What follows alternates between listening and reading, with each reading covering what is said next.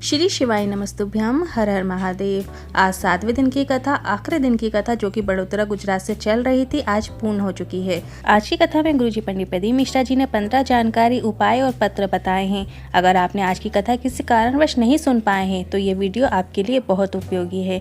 इस छोटे से वीडियो को 3 घंटे की कथा का रस्तत्व प्राप्त हो जाएगा।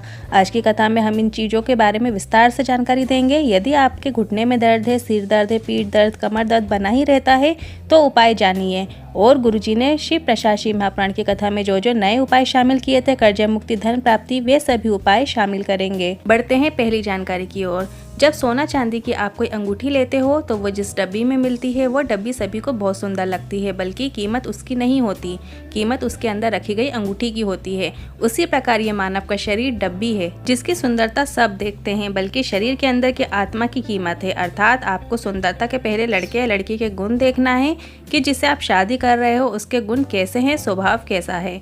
कथा की अगली दूसरी जानकारी। जिस प्रकार कौआ बार बार बोलता है, उसकी आवाज़ पर कोई ध्यान नहीं देता, और कोयल की जब भी आवाज़ आती है तो सभी का ध्यान चला जाता है, उसी प्रकार ज़्यादा बड़बड़ करने वालों की वैल्यू कम हो जाती है। इसलिए कम बोलिए, मीठा बोलिए और उत्तम बोलिए, जिससे आपको और दूसरों को भी निर्मलता प्रदान हो। कथा की अगली तीसरी जानकारी। आज गुरुजी ने बताया वर्ल्ड बुक ऑफ रिकॉर्ड ने इस बड़ोदरा की शिव प्रसाद शिव महापुराण कथा को अवार्ड दिया, और अवार्ड इसलिए दिया गया क्योंकि इतने लाखों की भीड़ कथा पंडाल में आ रही है और पूरे पंडाल में एक भी पुलिसकर्मी नहीं है। बिना पुलिस के इतनी बड़ी व्यवस्था संभाल पाना नामुमकिन है, पर जितने भी शिव भक्त आए उन्होंने बड़ी विनम्रता से कथा का रस्तत्व प्राप्त किया है। कथा की अगली चौथी जानकारी।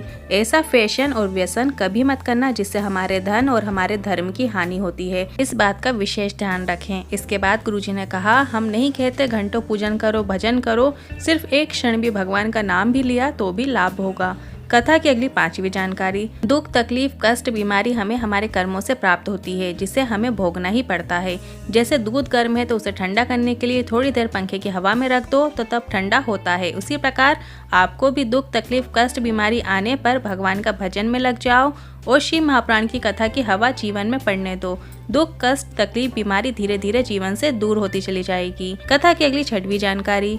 आपको मानव का शरीर मिला है, 2 चीजों के लिए मिला है। पिछले कर्मों का फल भोगने के लिए मिला है और दूसरा भगवान का भजन करने के लिए, पूजन करने के लिए मिला है। दुख आएगा निश्चित है, पर भगवान की पूजन से, भजन से, शिवलिंग पर 1 लोटा जल अर्पित करने से उसका प्रभाव, उसका असर हम पर कम हो जाएगा, ये भी निश्चित है। कथा की अगली 7वीं जानकारी। कल की कथा में गुरुजी ने एक जानकारी दी थी जो कल नहीं दे पाए थे। अगर आप पशुपतिनाथ व्रत करते हैं और आप जो 2 भाग मंदिर में रखते हैं उसे अगर कोई प्राप्त नहीं करता है तो आप जैसे महिला इकट्ठे जाते हैं, जैसे आप देखते हैं मंदिर में बहुत सारा प्रसाद इकट्ठा हो गया है तो आप उसे वितरित कर सकते हैं। अगर कोई भी ना ले प्रसाद को तो आप गौ माता को खिला सकते हैं। स्वयं का प्रसाद स्वयं को वितरित नहीं करना है, इस बात का भी विशेष ध्यान रखिए। कथा की अगली 8वीं जानकारी। गुरुजी ने बताया, मान लो आपकी नौकरी नहीं लग रही है, एक के बाद एक इंटरव्यू दे रहे हैं, सिलेक्शन नहीं हो पा रहा है, तो हार मत मानो, पूरी मेहनत करो, कर्म से पीछे मत हटो, पर साथ में 1 लोटा जल शिवलिंग पर अर्पित करो और फिर इंटरव्यू देने जाओ।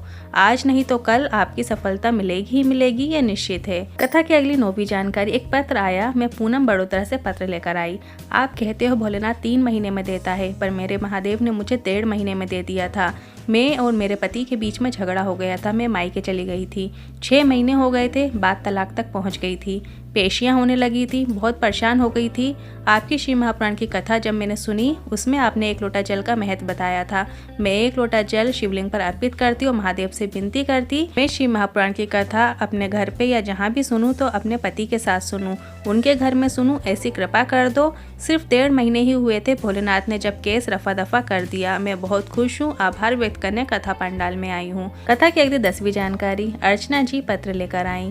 बाबा की कृपा का क्या बखान करूं, शिवलिंग पर जल चढ़ाया, जल का क्या वर्णन करूं। थायराइड था मुझे, कोई आराम नहीं मिल रहा था, पर शिवलिंग पर चढ़ाए गए जल का आचमन करना शुरू किया तो मेरा थायराइड ठीक हो गया। साथ ही मैंने 4 नवंबर को आपने जो हल्दी वाला उपाय बताया था उससे मेरा अटका हुआ कार्य भी पूरा हो गया। आपने कहा था इसको करने से 1 वर्ष में कार्य हो जाता है, पर मेरा यह कार्य 1 महीने में हो गया है। यहाँ पर इन्होंने देवउठनी एकादशी को विशेष उपाय किया था जो वर्ष में सिर्फ 1 बार किया जाता है। कथा की अगली 11वीं जानकारी। शरीर में रोग है तो डॉक्टर को दिखाओ, दवाई लो, और जब दवाइयाँ लेकर आ जाओ तो एक काम करो, दवाई खाते समय मेरे महादेव का नाम जरूर लें। कुंदकेश्वर महादेव का नाम लेते हुए उस दवाई का उपयोग करें, आप जरूर मिलेगा। रोग बड़ा भारी है, बीमारी बहुत भारी है, तो आप संभाल लेना बाबा, ऐसे विनती करते हुए दवाई खाइए। कथा की अगली 12वीं जानकारी। शरीर में घुटने में दर्द देने लगे, पीठ में दर्द हो या कोई रोग सताने लगा हो या सर दर्द भारी हो तो मेरे महादेव को जल अर्पित करके उस जल को औषधि रूप में प्राप्त करके आचमन करना शुरू कर दो। विनती करो, आपके चरणों का जल है, इस जल को औषधि बना दो, अमृत बना दो, फिर उस जल का आचमन करो, लाभ जरूर मिलेगा। कथा की अगली 13वीं जानकारी। पंचामृत वाला उपाय आपको कोई अटके हुए कार्यों के लिए करना है जो बहुत समय से पूरा नहीं हो रहा है, या फिर आपको अगर ऐसा लगता है कि आपके हाथ से पानी का गिलास या बर्तन बार बार गिरते हैं, तब आपने शिव जी के लिए या किसी पूजा के लिए आपने जल का कलश भरते हैं और वो गिर जाता हो, या अतिथि आते हैं तब उनके लिए पानी गिर जाता हो, इसका मतलब ये है कि आपके यहाँ कुल देवता या पितृ तृप्त नहीं हो रहे हैं।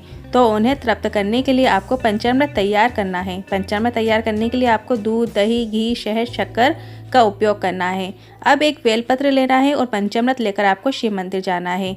वहाँ पर माता अशोक सुंदरी के स्थान पर इस बेलपत्र को आपको अर्पित कर देना है। माता अशोक सुंदरी के स्थान पर बेलपत्र इस प्रकार से अर्पित कर दें कि बेलपत्र की डंडी शिवलिंग की ओर हो, मतलब बीच वाली पत्ती जलाधारी की ओर हो। इसके बाद आपको श्री शिवाय नमस्तुभ्यं बोलते हुए थोड़ा सा पंचामृत इस बेलपत्र के ऊपर, मतलब अशोक सुंदरी के स्थान पर आपको डाल देना है। इसके बाद थोड़ा सा पंचामृत आपको शिवलिंग के ऊपर अर्पित कर देना है। बस आपको इतना ही करना है। आप चाहो तो इसके बाद एक कलश साफ जल भी शिवलिंग पर अर्पित कर सकते हैं। पंचामृत से महादेव पितरों को तृप्त कर देंगे, कुछ और करने की आवश्यकता ही नहीं है। बढ़ते हैं अगली 14वीं जानकारी की ओर। बीमारी ठीक नहीं हो रही हो तो इस शिव प्रशासी महापुराण कथा में गुरुजी ने काफी अच्छा शमी पत्र वाला रोग मुक्ति उपाय बताया है। आपको अवधूतेश्वर महादेव का नाम लेते हुए दूध वाला जल शमी पत्र के वृक्ष के या पौधे के नीचे अर्पित करना शुरू कर देना है। दूध वाले जल से तात्पर्य यहाँ पर एक कलश जल में थोड़ा सा दूध आपको डाल देना है। और ध्यान रखिए, यहाँ पे आपको तांबे का कलश उपयोग में नहीं लेना है, क्योंकि तांबे में दूध नहीं लिया जाता। आप अन्य कोई धातु का पात्र ले सकते हैं। ये उपाय आपको गुरुजी ने सप्ताह में एक बार करने को कहा है, तो आप ये उपाय प्रत्येक सोमवार को करें तो काफी अच्छी बात है। कथा की अगली 15वीं जानकारी और आखिरी जानकारी। बहुत कर्जा बढ़ते गया हो, पैसों की कमी हो, गड्ढे में जाते जा रहे हो, तो आपको शिव प्रशासी महापुराण कथा में गुरुजी ने ये नया उपाय बताया है। आपको सोमवार के दिन प्रदोष काल में, मतलब शाम के समय, एक घी का दीपक लेकर वट वृक्ष के नीचे जाना है और इस दीपक को प्रज्वलित करना है, और इस दीपक में आपको गोल बाती का उपयोग करना है। इसके बाद आप और एक लौंग का भोग लगा देना है। सुबह के समय जब आप वट के पेड़ के नीचे जाएं तो एक कलश जल में एक लौंग डालकर वटकेश्वर महादेव के नाम से जल अर्पित करना प्रारंभ कर देना है। सप्ताह में एक दिन भी अगर आप ये उपाय करेंगे तो बड़ा से बड़ा कर्जा भी चुकना निश्चित है। ये लक्ष्मी को खींच कर लेकर आता है। अगर आपको वीडियो उपयोगी लगा हो तो वीडियो को लाइक करके कमेंट बॉक्स में हर हर महादेव जरूर टाइप कीजिएगा। अगर मन में कोई क्वेश्चन है, सवाल है, तो आप कमेंट बॉक्स के जरिए पूछ सकते हैं। हर हर महादेव। श्री शिवाय नमस्तुभ्यं।